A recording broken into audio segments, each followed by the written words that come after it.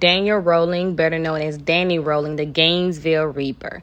He was born in Shreveport, Louisiana, and was one of two sons born to James Howard Rolling and Claudia Beatrice Rolling. James was a Korean War veteran in the U.S. Navy and a Shreveport police officer. He often abused his wife and sons for no reason, such as breathing in a way that displeased him, or telling his sons that he was unwanted from birth. Danny's mother tried to leave his father, but always go back to him. Despite the fact that her husband Danny's father was abusive towards her boys, she still stayed. It would be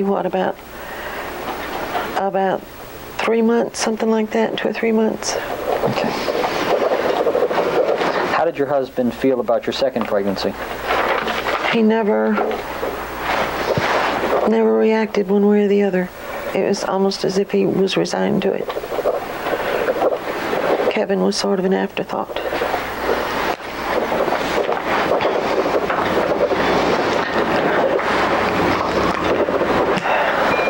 While Danny is still a young child, do you ever leave the Shreveport area? Yes. And where do you go? We went to Columbus, Georgia, but this was after Kevin was born. Okay. And why was it that you moved away from Shreveport to go to Columbus? Because James and I separated. I don't know if you want this long story or not, but we had gone fishing and I had deep burns on my legs. And I was sitting in the living room and he asked me for a cup of coffee. And he had been really demanding all that morning. I had turned the TV on so I wouldn't have to just sit, and he kept turning on. Anyway, to make a long story short, in my mind I said, I'll just throw this coffee on you, that'll stop you. But I had better sense than to do that. I changed my mind before he even got to the table. I set the coffee on the table, he shoved it aside, and he hit me and busted my lip. How old were the boys at this time? They was preschool, about 3 and 4. Okay. And as soon as he left, I went to my mother's. Okay. And with then, the boys.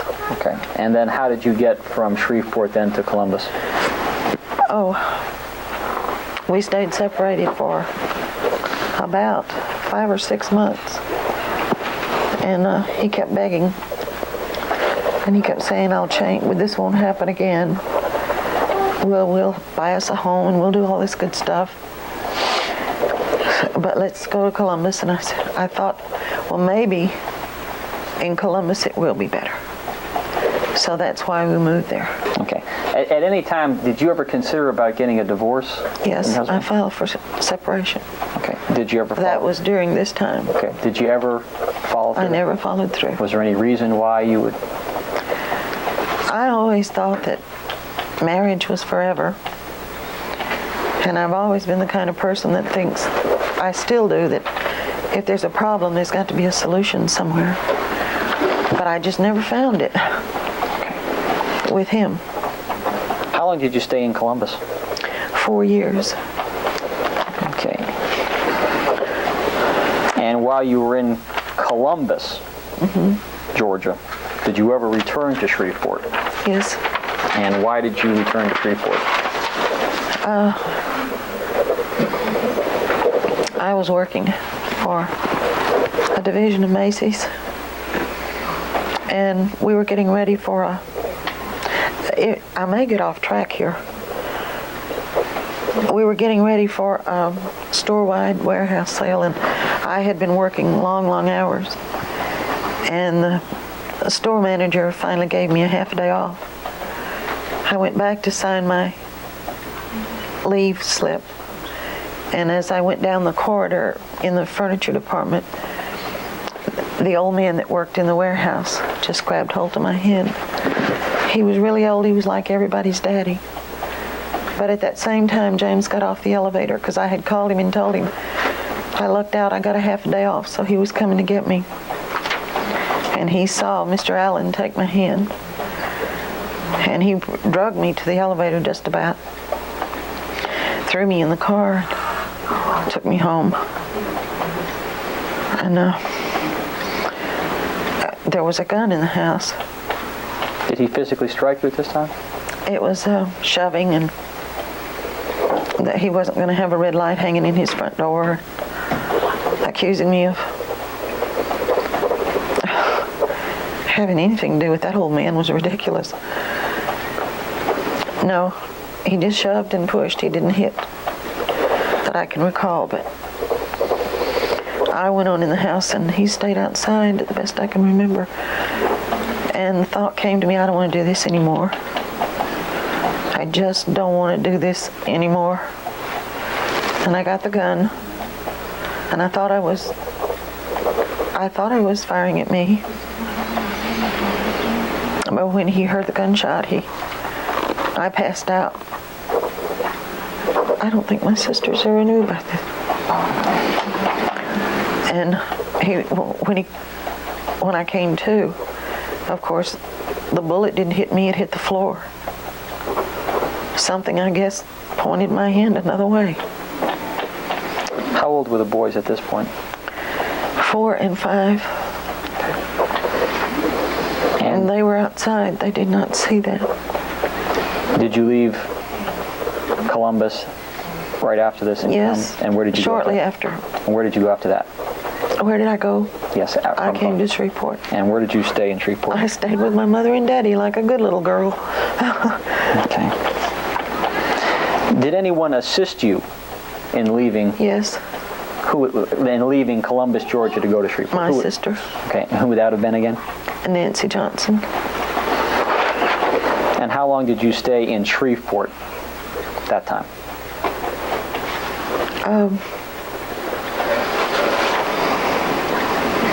I can't remember.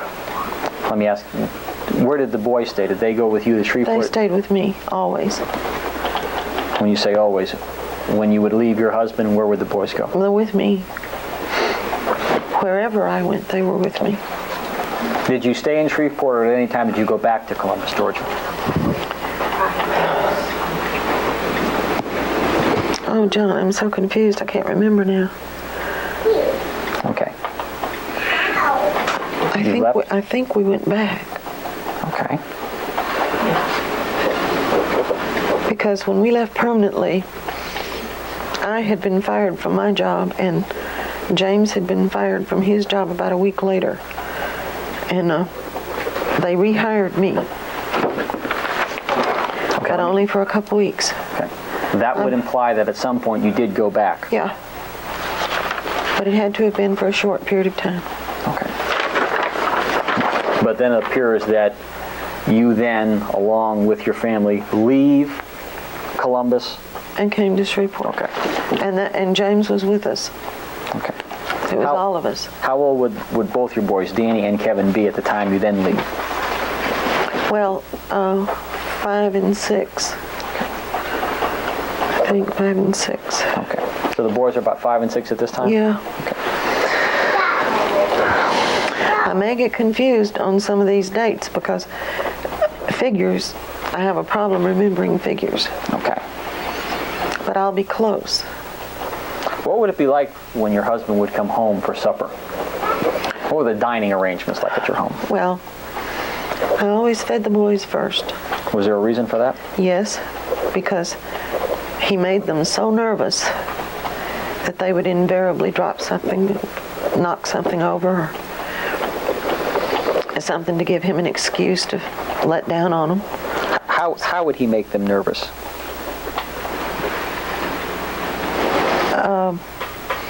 One thing, we were all at the table, and he told the boys, he said, "Don't breathe out." And I knew what he meant, and I just assumed that the boys did. So I was eating, and I happened to look up, and their little faces were turning blue. They were holding their breath. And I told them, I said, "Breathe. You can breathe at the table." Danny didn't hold his utensils to suit his dad. He held his spoon and fork and everything like this. And James would take it out of his hand and say, "You hold it like a pencil." And he had Danny so nervous until he could hardly hold a fork to eat. And he'd question about what went on during the day. And if they said anything at all that would give him an opening, then he would begin to tell them that, that's bad, you've done a bad thing. And just generally verbal abuse. Okay. How long did these dinner arrangements where they would eat first before your husband? When I started feeding them first, until they left home. Okay.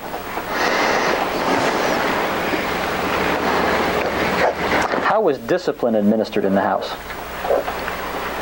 You mean by whom or? Both. Well, I disciplined the boys because it was just me and them. And he would discipline when he came home. What form of discipline did he use? Sometimes he whipped them with a belt. I don't ever remember a switch or anything like that. He had a way of, he'd make a fist, and in the top of their head, he'd do this real hard. And you could just see them,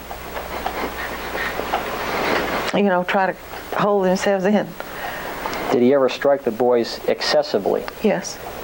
Can you give an account of that? Kevin.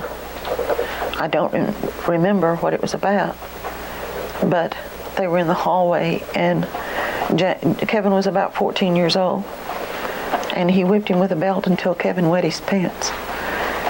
And that's got to be pretty hard for a 14-year-old boy to wet his pants with just a whipping. Danny started prowling at night and peeping through windows at the early age of 9. He enjoyed it so much because he wasn't fearful. He felt safe.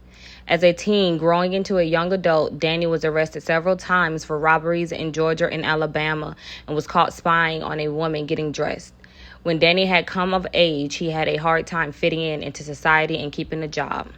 In 1990, Danny Rolling committed his college murders. August of 1990, Danny murdered 5 students, 1 student from Santa Fe College and 4 from the University of Florida. During a burglary and robbery spree in Gainesville, Florida, he mutilated his victim's body, decapitating one. I've never been told nothing in reality. I've never read nothing in a Stephen King novel that comes close to what the reality is of what this man. In the early morning hours of Friday, August 24th, Rolling broke into the apartment shared by 2 university freshmen, 18-year-old Sonia Larson and 17-year-old Christina Powell. Finding Powell asleep on the downstairs couch, he stood over her briefly but did not wake her up, choosing instead to go upstairs where Larson was asleep. Rolling murdered her first. Then he taped her mouth shut to make it hard for her to scream. He then stabbed her to death with a K-bar knife. She died trying to defend herself.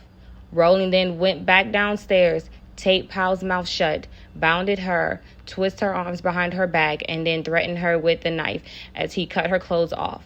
He then raped her and forced her face down onto the floor, where he killed her by stabbing her 5 times in the back. After killing Powell, Rolling went back upstairs and raped Larson's dead body. He posed the bodies in sexually provocative positions and took a shower before leaving. A day later, on Saturday, August 25th, Rolling broke into the apartment of 18-year-old chemistry honors student Crystal Holt at a nearby Santa Fe college. Prying opened a sliding glass door with a screwdriver. Finding she was not home, he waited in the living room for her to return. At 11 a.m., Krista entered the apartment and was surprised by Rolling, who placed her in a chokehold. Once Danny got her quiet, he used the duct tape to gag her mouth and bind her wrists together behind her back and led her into the bedroom, where he cut her clothes off of her body and raped her. As in the Powell murder, he forced her to lie face down on the bedroom floor and stabbed her in the back. He then flipped her body over and sliced her abdominal open from her pubic bone to her breastbone. After arriving back at his campsite, Rolling could not find his wallet. Thinking he may have left it at the murder scene, he returned there, at which time he decapitated her, posed her body in a sitting position at the edge of her bed, and placed her head on top of his shelf facing her corpse. He later claimed his intent was to add to the shock of whoever discovered her. Danny Rolling's next murder was college students Tracy Powell and Manny Tabot. Tracy Powell was 28 years old and was living with her roommate Manny, also 23. On Monday, August 27, Rolling broke into their apartment by prying open the sliding glass door with the same tools he used previously. Rolling found Manny asleep in one of the bedrooms and killed him after a struggle. Hearing the commotion, Tracy went down the hall to Manny's bedroom and saw Rolling. She attempted to barricade herself in her bedroom, but Rolling broke through the door. Rolling taped her mouth and wrist, cut off the clothing, and raped her before turning her over and stabbing her 3 times in the back. Rolling posed Tracy's body, but left Manny's in the same position in which he had died. Although law enforcement initially had very few leads, police did identify 2 suspects. One suspect was Edward Lewis Humphrey, a University of Florida student who had a history of mental illness and bore numerous scars on his face from a car accident. Humphrey was arrested after a physical altercation with his grandmother and held in custody for 5 months until a grand jury refused to indict him on the murder charges, citing insufficient evidence. Humphrey's photo was shown repeatedly by media outlets. Authorities publicly cleared him of all charges after Rolling's arrest. The other suspect was also cleared later. Not too long after the killings, Louisiana police alerted Florida authorities to an unsolved triple murder in Shreveport on November 4th, 1989. Detective noted that there was very similarities between the Gainesville murder and those of the 55-year-old Tom Grissom, his 24-year-old daughter Julie, and his 8-year-old grandson Sean. The family had been attacked in their home as they were preparing for dinner. Afterwards, Julie Grissom's body had been mutilated, cleaned, and posed. Don Maines, the investigator on the case. Here, Your Honor. Sir, you're charged with reckless driving. How do you want to plead? Guilty. 2 burglaries and 2 counts of petty thefts. Flat busted, Judge. The chief suspect in the Gainesville serial killings faces a host of Investigator Maines with the Florida Department of Law Enforcement traveled to Shreveport in November 1990 because of similarities between the murders. They included posing of the victims, tape residue on the victims' bodies, and vinegar used to clean the body. Maines said they tested the body fluids from the perpetrator in Shreveport and found that this person also had type B blood. Shortly after Maine's trip to Shreveport, a Shreveport resident... FDLA had any more questions that I didn't know the answer to, they would ask me, and he would lean over and whisper the answer in my ear, and I would tell them, and all this is on tape. Shreveport resident Cindy Jurczyk called Crime Stoppers and reported that Danny Rolling was possibly connected to the murders in both cities. Investigators responded to the tip and quickly found Rolling, who had been arrested on September 7, 1990 for an Ocala, Florida supermarket robbery. The robbery had been committed 10 days after the bodies of Tracy and Manny were found. Rolling was being held in the county jail 40 miles south of Gainesville. Investigators determined that Rolling had type B blood like the suspect in both Gainesville's and Shreveport murders. Once Florida investigators realized that Danny had multiple convictions for armed robbery, they realized he could have also been possible for the bank robbery that occurred on the day Crystal Holt's body was found. They returned to the evidence locker where the gun, screwdriver, bag of money, and cassette player had been stored and listened to. I had to admit that I love him. Could I address the court? Sandra, tell me, baby, what were my words? A story that was about young lives cut short suddenly also becomes a love story. How did it make you feel? Pretty excited. While incarcerated, Danny Rolling started a relationship with Sandra London. He reached out to London and asked her to write his story. They later became romantically involved and engaged. November 1991, Danny Rolling was charged with 5 counts of murder. He was brought to a trial nearly 4 years after the murders. He claimed his motive was to become a superstar similar to Ted Bundy. In 1994, before his trial could get underway, Rolling unexpectedly pled guilty to all charges. Subsequently, State Attorney Rod Smith presented the penalty phase of the prosecution during his trial. Court TV conducted an interview with Rolling's mother from her home, during which his father could be heard shouting off camera. On April 20, 1994, Rollins was sentenced to death. Shortly before he was executed in Florida for the series of killings in Gainesville, Rolling claimed responsibility for the Shreveport.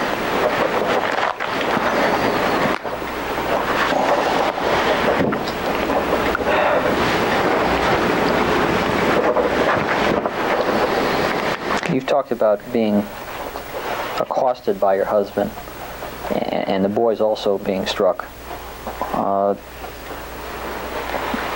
Did your husband ever push any weapons in front of you or exhibit any weapons in front of you or threaten you in any manner? Yeah. Object to the form and the word accosted.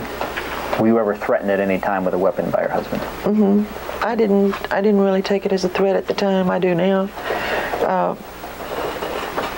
because he did this, and it was like in a joking manner. And he'd take the gun and just wave it and say, "I'm gonna get you," that kind of thing, or the knife. He had a knife that he could flip the blade out. Now, it wasn't one of those things where it's a little button, but he somehow could flip that knife out with just one hand. And he'd slide the knife down so that just the tip end of it would show. And he'd say, I can cut somebody open like that, or something to that degree. And he did that one night. I really never took him serious. Probably should have. He did that one time in front of a friend of mine. And I just ignored it like I usually do. And when he walked out of the kitchen, she was just practically in shock. She said, "I can't believe that you just sit there and let him do that." But it was part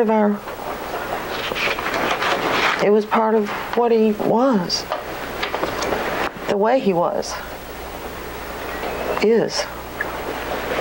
Now, you said that your husband was a police officer. Did he have a pair of handcuffs? Yeah. Did he ever handcuff Danny at any time? Yes. What happened, the incident with handcuffing Danny? There was an old man that lived down Mansfield Road, and I'm sure you're not familiar with that area, but he took up a lot of time with kids, and he took up especially a lot of time with Danny. And one afternoon, Danny had walked down Mansfield Road, and the old man gave Danny a beer. And Danny was 14, 15, something like that. And he drank it. Made him feel like a big grown man, I'm sure. Well, he came home, and the minute he walked through the door, you could smell the beer. And his daddy jumped him before he could get even through the living room. And he shoved and pushed and fought all the way to the bedroom and got Danny hemmed up between the bunk beds. They slept on bunk beds. And it was shoving and pushing and that kind of thing. And he finally got a really good grip on Danny. And he pulled him out, and he pulled him all the way to the kitchen, and he threw him down in a kitchen chair, pretty much like the one you're sitting in. And he handcuffed him to it. And he called the police. What happened to Danny? He put him in juvenile hall. How long did he stay there? About 3 weeks, I guess, 2 or 3 weeks, something like that. Did you ever go see him? James wouldn't let me. Did anyone go see him? Only James. Did Danny ever tell you how he felt about that? He felt betrayed. What he did certainly didn't require that kind of treatment.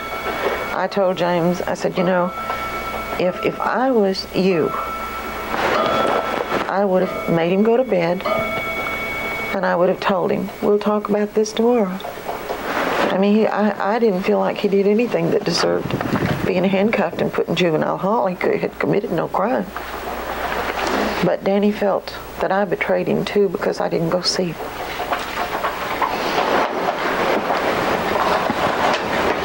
Did the boys drive when they were in high school? Did the boys drive while they were in high school? Yeah, but they didn't drive. You mean, did they know how to drive? Yes, ma'am. Yes. Okay. Did they drive? No, they had nothing to drive. How did they learn how to drive? Well, they took driver's ed, but before they ever went to school, their daddy used to take them to the fairgrounds and teach them to drive. Kevin was so small that he'd have to sit in his daddy's lap in order to reach the steering wheel and see up above. And they hated it. They hated it. Did Danny ever express his concern about this driving lesson? Just the fact that they hated it. It's best I can remember. Kevin would come home sometimes and he'd be crying. And they were too young to expect them to go through at that time there was a driving course in the fairgrounds, and you couldn't expect a child that age to maneuver a car around a course like that. So everything was done in a harsh, you better do it perfect manner. Did you ever have a nervous breakdown when the boys were in high school? Yes, I did. Okay, what happened on that? My husband had gotten to the point where he didn't want anyone calling me. And every time the phone rang, if it was any member of my family, most especially, he would start raving and ranting. I have even had him take the phone out of my hand and hang up. I was working at Sears, and I had gotten ready for work, and the phone rang. And he started what he would usually do, screaming and yelling and everything like that. So I remember going to the bedroom door, and I remember saying, "Okay, you win," or something like that. And then it was like I jumped down a big tube. And I don't remember anything else except when I woke up in the hospital. And how long did you stay in the hospital? I think it was about 4 or 5 weeks, something like that. I didn't want to come home, but I had to because of the boys. Okay. Did Danny ever graduate from high school? He did, but not from the school itself. He graduated in service. Okay. When did he leave school? When he was 17. Almost, no, he was 16 going on 17. Okay. And if I remember right, it was in his senior, I think it was in his senior year. And how old was he again? How old was he again when he went into 16 or 17. Okay. He was 17 when he went in service. Okay.